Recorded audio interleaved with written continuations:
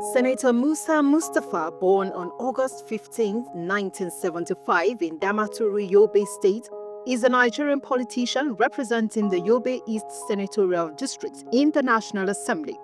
He is a member of the All Progressives Congress APC and serves as the Senate Committee Chairman of Livestock Development. He attended Injuwaji Primary School, Damaturu, and Government Grammar Secondary School, Kano, graduating in 1985. He obtained a national diploma from Kaduna Polytechnic in 1991 and a higher national diploma, HND, from Ramat Polytechnic, Maiduguri in 2000. He is a fellow of the Association of National Accountants of Nigeria, ANAN, and a certified national accountant. Senator Mustapha has served in various capacities, including Treasurer in Gulani, Potiskum, and Damaturu local government areas, Executive Secretary of the Yobe State Scholarship Board, Honourable Commissioner of Finance and Economic Development, and Commissioner of Transport and Energy in Yobe State. In 2023 general elections, he secured the APC ticket for the Yobe East Senatorial District, succeeding his father-in-law, Ibrahim Gaidam. He subsequently won the election to become a senator. Senator Musa Mustapha is focused on shaping legislation and representing the interests of his constituency. He is committed to making a significant impact on the lives of people in his community and beyond. His extensive experience in finance, energy, and education positions him as a key figure in legislative matters related to these sectors.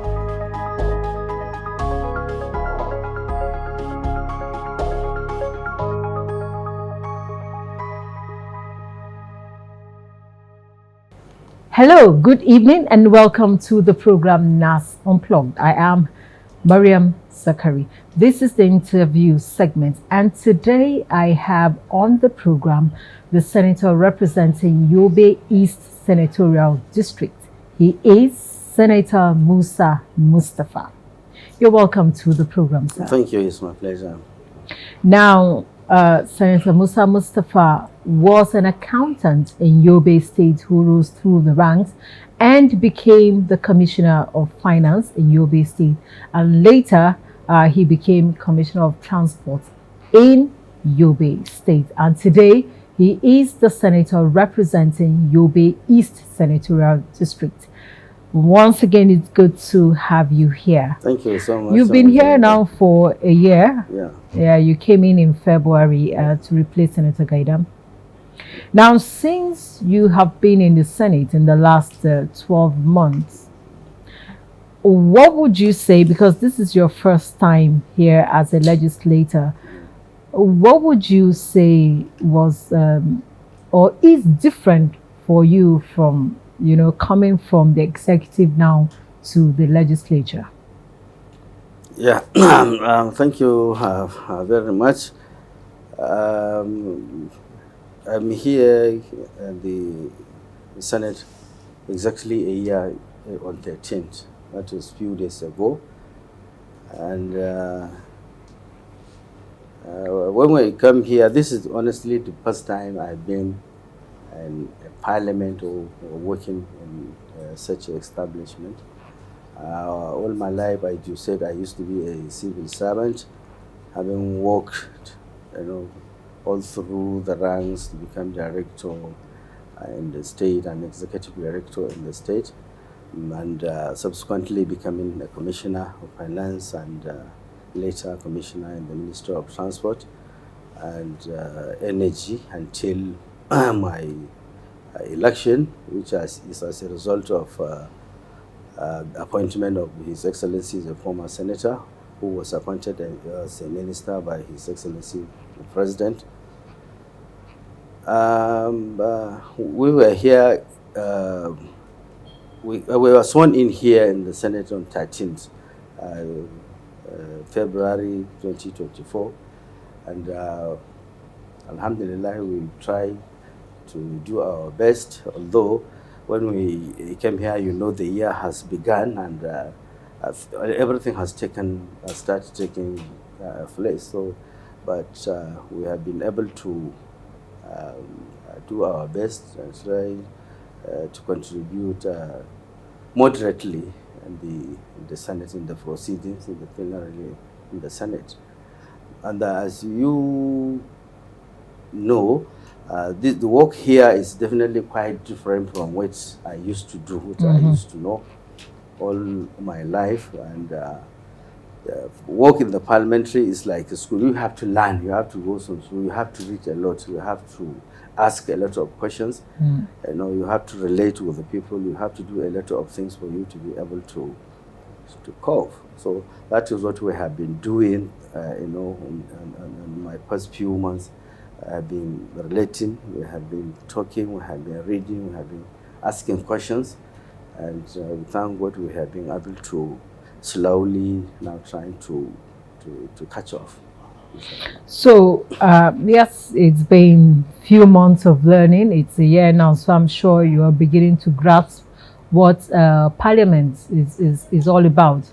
So, what would you say are your priorities for the people of Yobe East Senatorial District here in the Parliament? Yeah, basically my priorities are so many, because I am coming from a senatorial district that need a lot of things. You know, we have been bedwell with Boko Haram insurgencies for a year, which has, you know, destroyed a lot of infrastructure in the state, and the education sector, schools were destroyed, and you know, and in the health sector also a lot of clinics, dispensaries, and others were also touched. We are also fortunate that we have a leader there, Governor's boss, His Excellency Ibrahim Gaidam, the former governor, and His Excellency the Executive Governor now, Honourable Boni, who are doing their best to see that all those infrastructures are put in place. And we are still fortunate enough that we don't have an IDP camp right now in Yobe State. Okay, so all the IDP camps, they've all been resettled. Yeah, we're resettled where, you know, they're back home now. Their homes and other people. But still there are a lot of things to be done for you to make them start on their plans, on their businesses that were, you know, destroyed. So the government in Yobe State were doing a lot there to see that those things, those businesses and other things have taken. Are there specific things that have been done? At least the Nigerians would be glad to hear that, you know, those in the IDP camps have now been resettled. Yeah, they have been resettled for quite a long time now. Okay, so are there specific things that have been done for those people, seeing that they have lost their farmlands, they've lost their homes? What is it that, you know, yourself as the representative of the people, and then the government of your state as well as the federal government, what in specific terms have people done to, you know, cushion the effects of? You see, like for instance, the state government has been able to restructure, to rebuild some homes, those destroyed home villages and towns. The government has been able to put a lot of structures there. That is why they were being able to even go back to those communities. Also, their schools were also being reconstructed. So all those villages that communities that were destroyed, now they have their own schools. These clinics and dispensaries were also reconstructed. And not even that, His Excellency, our governor, has been able to construct in each ward. We have about 170 something wards in the entire state, and each of those wards had one dispensary, one, you know, comprehensive health center like that in the wards. So all those affected areas now they have the clinics and schools, and what we are trying to do here from our end is to complement their effort, to complement what His Excellency the Governor is doing. And we have basically, I think we have started doing something from our end, from the Parliament and from my own side too. Okay, the budget has just been passed. Were you able to cite some of these projects within the 2025 Yeah, budget? yeah, yeah, yeah. We have been able to cite some things. For instance, in the new Ministry of Livestock, we have been able to now put a project, particularly this Ruga program that will help, cushion these harder farmer clashes. So already we have two in the state, in Nigeria, I think, and the Jakusko local government. Those ones have been completed; they are awaiting commissioning. So I'm able also to get one through the ministry to be, constructed in Damaturu local government. That is in my constituency.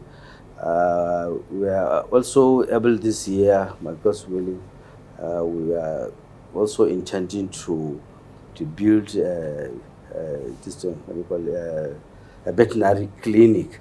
Okay. To help people get medication for their livestock. Yeah. So it will also be cited in Gujiba local government area of the state.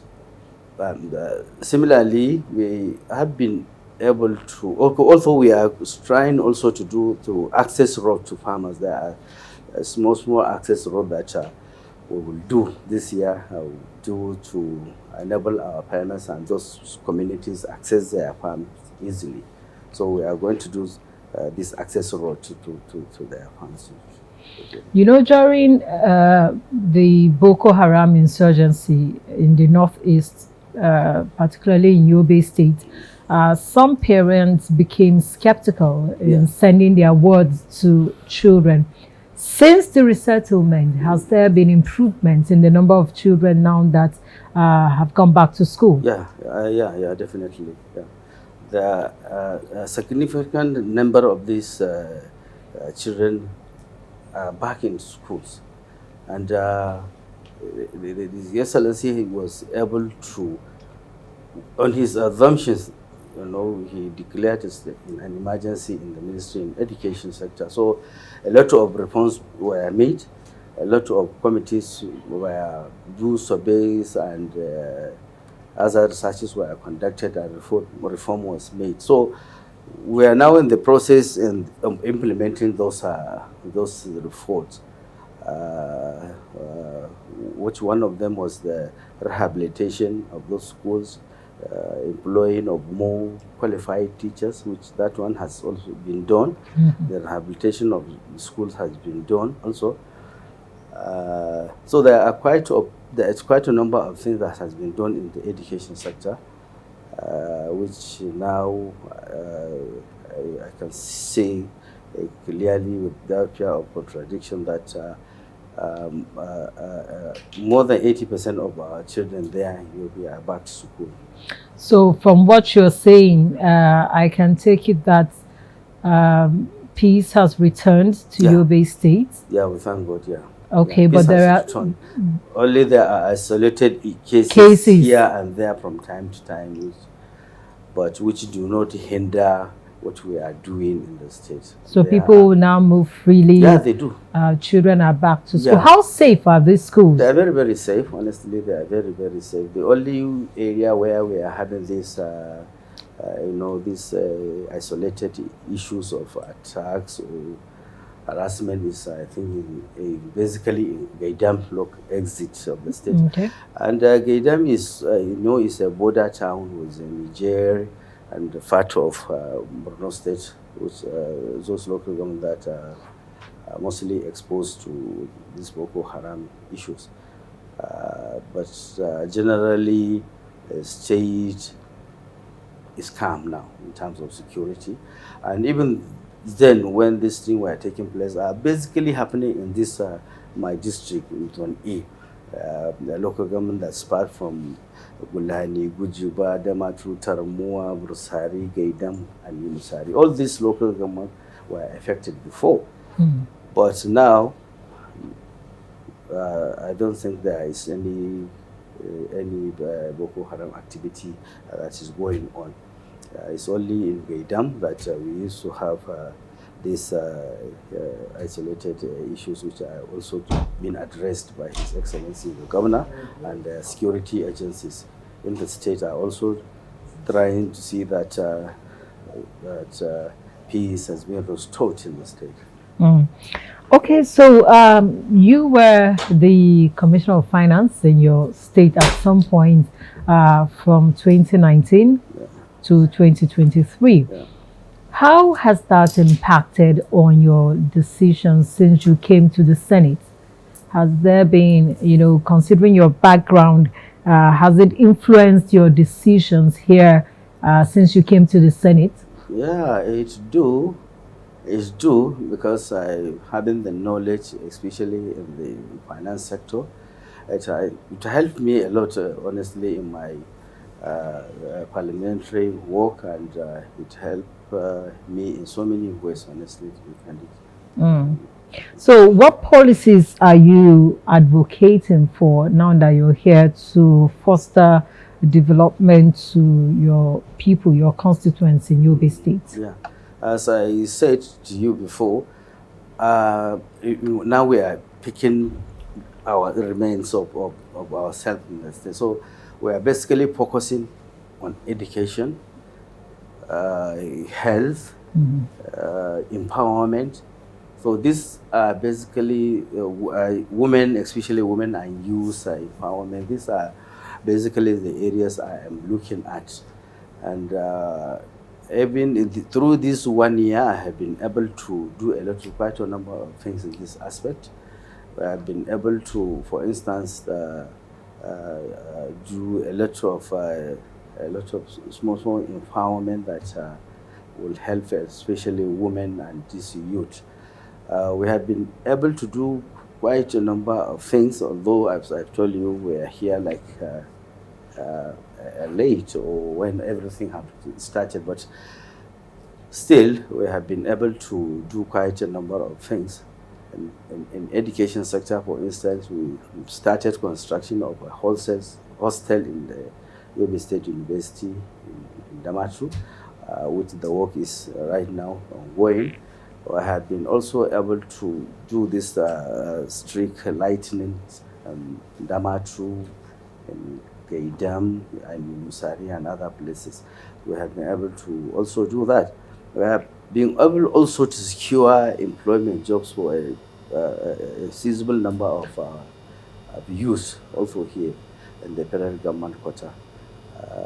We have been able to do quite a number of things. Okay, talking about youth engagement, you have just mentioned that you have been able to get some, employment for some youth here with the federal government. But what about those at the grassroots level? You talked about empowerment. What kind of empowerment to take some of these youth out of the streets? Yeah, as I'm talking to you now, we are in the stage of preparation to to undertake to do this empowerment, and we are basically focusing on some fields, like we want to give training first, then we empower you on your area. We will select people on their field of interest or area they have interest in, because what I observe, what I see was that even when I was in the state, a lot of this training and empowerment were conducted. For instance, we've trained mechanics, we have trained this use on fence making, like interlock making, and so many other things. But what we observed then was that if you just pick these youths at random and bring them, train them, give them the equipment, empower them, it's not necessary that they engage in that business you train them. So that is why we are now redirecting ourselves. We are changing direction. We pick you and what you are doing, currently. If you are, for instance, you are a tailor, then we pick you from tailoring. We train you on tailoring. Then we provide those things you need for tailoring, and we give you. Those in the other sectors, You know, like the mechanics also, we just pick someone who are in the garage, who are mechanics, we train them, we give them the necessary equipment, and they go into the labor market. Okay, so let's look at your party, the ruling party, All Progressives Congress. Yeah. It's been it's almost 2 years now since APC came, not since the present administration, talking about the Ahmed Bola Tinubu-led administration. It will be 2 years in 3 months from now. How would you assess the performance of your party, both at the state level and at the federal level? I think it is good. It's fair enough. It's fair enough because, you know, when we started 2 years ago, and when the government took up, you know, things were definitely not okay, and that was as a result of the economy of the world, and that economy issue is not only an issue in Nigeria; it's all over the world. Each nation, you can see, they have their own economic challenges, as we do. So, but with the policies and the program, the changes introduced by the present administration, you can see that things are now beginning to stabilize. You can see the dollar is now, you know, is now suitable. It's not fluctuating, and it is coming down also. So if you see the cost of the transportation or the petroleum also, it is now stable and it's even coming down. And then the you know, the larger producers and others were bringing down their prices of the commodities. So I think it is good, it is fair enough, and we expect more things to come as the year went by. I'm sure by towards end of this year, you will definitely see more things, more prices coming down, so that the common people and the ordinary people will access anything they want. With the wave of defections this past few weeks, especially in the House of Representatives, where members of other parties are now defecting to your party. Yeah. Now, well, yeah, it is exciting for you being a member of the APC, but people are beginning to show concern. If this continues, we may end up with some sort of a one-party state, and that wouldn't be good for our democracy. Yeah, it's okay now. If that means it shows that the level of satisfaction people have, the level of trust they have for the party. That's basically what made them through into the APC. Even here in the Senate now, we have a senator that's, you know, decamped from other party to APC, and we are expecting more to join us. So I think that. So what's the attraction? Stability of the nation, the country. If you look at everything, if you look at the security now, look at those areas that are insecure, that are suffering from this, that are having these security issues now. If you look at these few months or a year or so ago now, you see definitely things are coming down, healing up, even in part of like Zamfara and Kaduna and others. You can see that that peace has been restored, and we hope and we believe peace will be completely restored in those areas in just few months to come. But you know, the beauty of democracy is having, you know, opposing views. Yeah. Now, if we have all lawmakers, for instance, you said more are coming into the party. If we have all of the same party, that wouldn't. No, we see. Even within the same party, if there are issues now, you raise the age, you talk about it. That will not stop you from saying what is true or what is supposed to be done. In fact, that is even better place for you to say your grievances. So even if all of us in the Senate are APC, it will not stop us from directing or telling the government that this thing that is going place is not good, this will be done. It will not stop us. It will not stop anything from happening. All right, so as a way of rounding off, as we round off this interview, what is the legacy that you want to be remembered for in Yobe Yobe East Senatorial District? I want to what I just want to be remembered is I just want to be remembered as someone who has touched the life, who has brought a significant improvement in our infrastructure that people use them.